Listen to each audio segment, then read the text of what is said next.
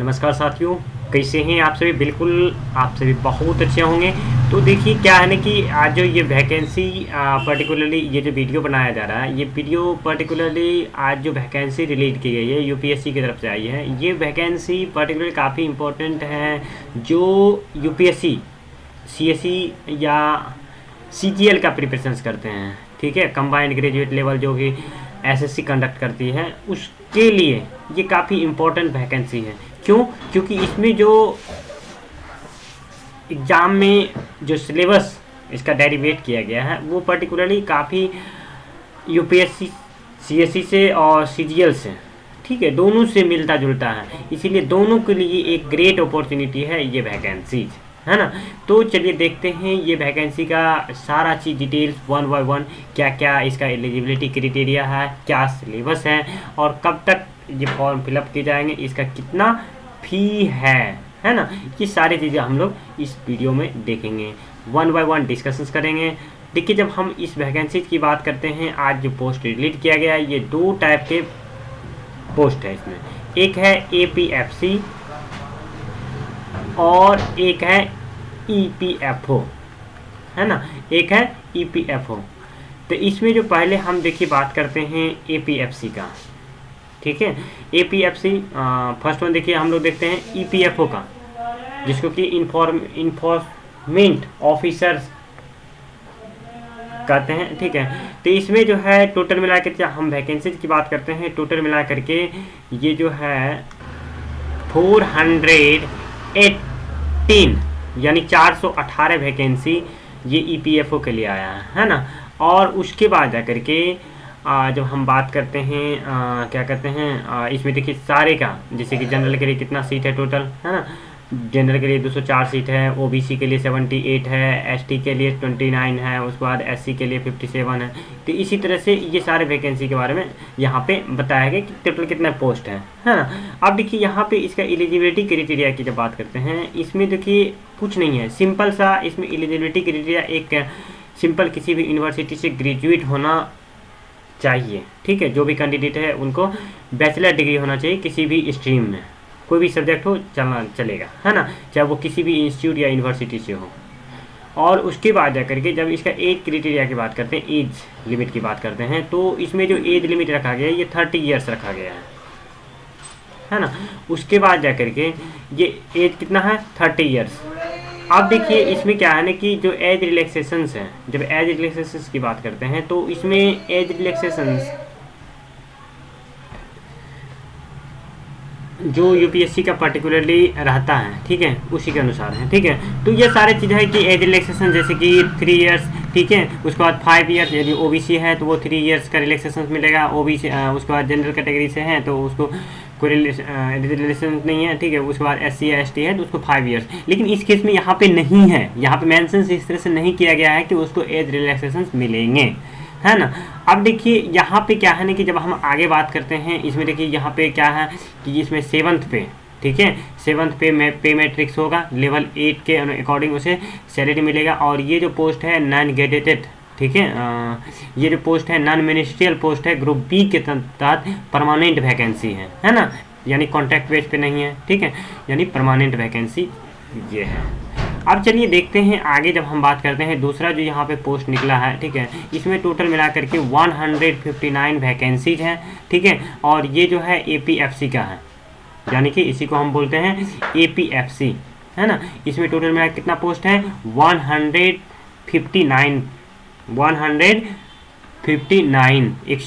Post है, जिसमें कि यहाँ पे बताया गया है कि देखिए जनरल के लिए 68 वैकेंसीज हैं, उसके बाद ईडब्ल्यूएस के लिए 16 वैकेंसी है, ओबीसी के लिए 38, एसटी के लिए 12, एससी के लिए 25 पोस्ट हैं।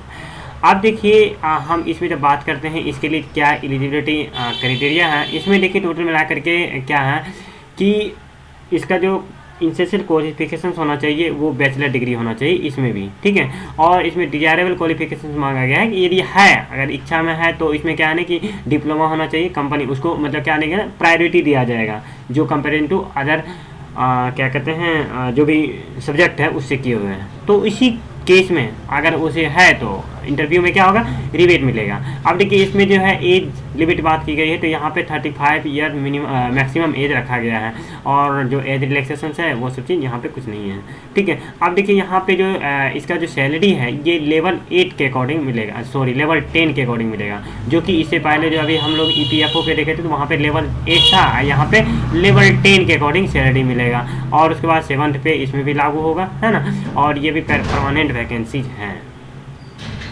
अब देखिए जब हम आगे देखते हैं इसमें सारे चीज़ यहाँ पे क्या मतलब उसका वर्क होगा, ये सारे चीज़ यहाँ पे बताया गया है। अब देखिए इंपॉर्टेंट डेट की बात कर लेते हैं। इसमें इंपॉर्टेंट डेट क्या है, 25 यानी कि 25 फरवरी, यानी आज से स्टार्टिंग हो गई है 12 बजे से, ठीक है। आप लोग जितना जल्द हो सके फॉर्म फिल कर लें। और लास्ट डेट जो है ये 17/3 यानी 17 मार्च 2023 है। देखिए इसलिए मैं यहाँ पे देखिए 17/3/2023 है लास्ट डेट। अब देखिए यहाँ पे क्या है ना कि जब आगे हम बात करते हैं इसका, हाँ देखिए यहाँ पे एज रिलैक्सेशंस यहाँ पे प्रोवाइड किया जा रहा है, ठीक है। ऊपर में नहीं मेंशन किया था, लेकिन देखिए यहाँ पे एज रिलैक्सेशंस है जो कि यूपीएससी के अकॉर्डिंग रहता है। यहाँ पे देखिए ओबीसी है, ठीक है, उसको 3 इयर्स का है ना, SC/ST है उसको 5 इयर्स का, उसको क्या मिलेगा, एज रिलैक्सेशंस मिलेगा। अब देखिए आगे जब हम बात कर लेते हैं आगे क्या है, आगे इसमें सिलेबस देख रहे हैं, ठीक है। देखिए यहाँ पे ये सबसे तो नॉर्मल चीज़ है, ठीक है। अब देखिए यहाँ पे सिलेबस क्या है, तो पर्टिकुलरली यहाँ पे जो है उससे पहले देखिए यहाँ पे प्रोबेशंस वही जो रहता है 2 इयर्स का, उसको प्रोबेशन पीरियड होगा। और उसके बाद जाकर के जो उसका एक्चुअल है, ठीक है, ट्रेनिंग के पीरियड, उसके बाद जाकर के जो रिक्रूटमेंट होगा वो होगा, है ना। अब देखिए यहाँ पे स्कीम की बात कर लेते हैं। इसका जो सिलेबस है ये किस तरह से है। यहाँ पे जो स्कीम्स है, यहाँ पे फर्स्ट वन क्या होगा, MCQ टाइप का क्वेश्चन प्रोवाइड किए जाएंगे, है ना। और उसके बाद जाकर के एक टेस्ट होगा, उसके बाद जाकर के इंटरव्यू होगा, यानी कि टेस्ट के बाद जो यूपीएससी जैसे कि प्रीलिम्स का एग्जाम होता है ना, उसी तरह से यहाँ पे एक टेस्ट कंडक्ट किया जाएगा, उसके बाद जाकर के इंटरव्यू। और यहाँ पे जो टेस्ट होगा वो स्कीम्स जो होगा ये 2 घंटे का होगा, है ना।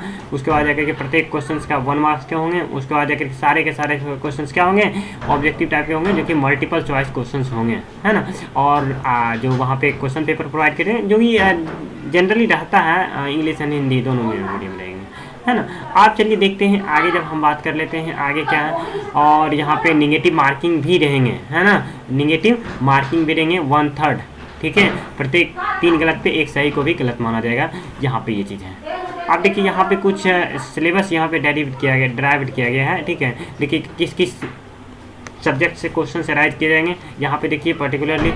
और यहाँ पे देखिए क्या है ना कि EPFO, ठीक है, EPFO और APFC, जो APFC, तो ये जो है दोनों का अलग अलग एग्जाम कंडक्ट किए जाएंगे, है ना। दोनों का अलग अलग डेट में अलग अलग एग्जाम कंडक्ट किए जाएंगे। और देखिए यहाँ पे जो है पहला हम बात कर लेते हैं EPFO का। यहाँ पे जो सिलेबस यहाँ पे बताया गया है जनरल इंग्लिश रहेंगे, है ना।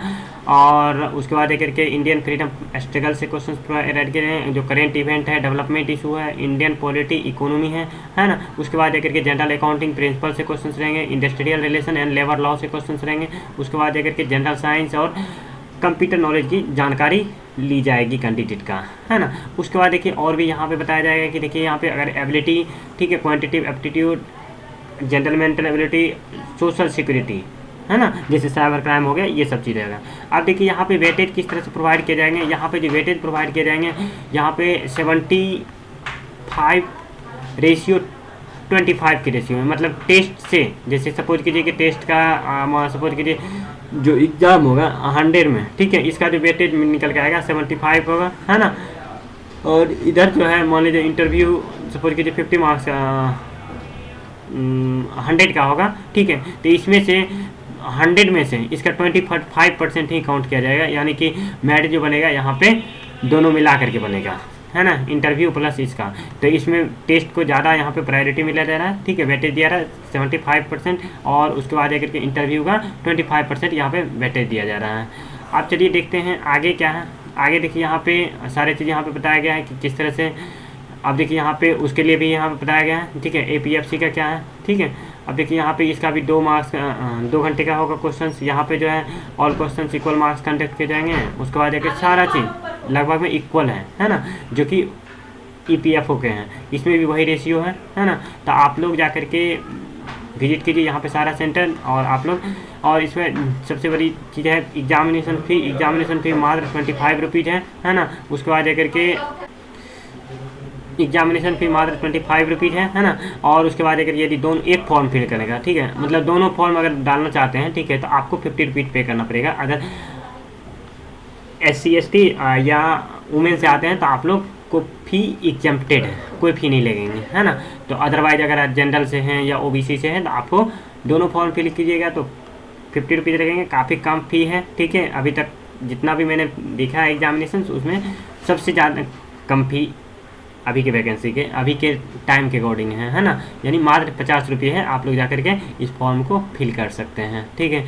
तो ये सारा था डिटेल्स, ठीक है, इन्फॉर्मेशंस, ठीक है। यदि फिर भी अगर कुछ रह गया, आपको लगता है कि कुछ जानकारी चाहिए, तो आप हमें कमेंट बॉक्स में पूछ सकते हैं। और जितना जल्द हो सके इस फॉर्म को डाल लीजिए, क्योंकि काफ़ी इंपॉर्टेंट वैकेंसीज हैं। और इसका जो देखिए क्या होता है ना कि यहाँ पे जो UPSC का फॉर्म जो होता है, ठीक है, इसमें जो सेंटर एलोकेट किया जाता है, ठीक है, FCFS के बेसिस पे किया जाता है, फर्स्ट कम फर्स्ट सर्विस के बेसिस पे किया जाता है। इसीलिए जितना जल्द हो सके आप लोग फॉर्म डाल लीजिए, क्योंकि अदरवाइज फिर आपको जो सेंटर चाहिए वो सेंटर नहीं मिल पाएगा, और उसका सीट फुल हो जाने के बाद फिर आपको दूसरा सेंटर चूज करना पड़ेगा। तो इसीलिए जितना जल्द हो सके, ठीक है, आप लोग फॉर्म डाल लीजिए, ठीक है। Thank you for listening and watching this video, ठीक है। और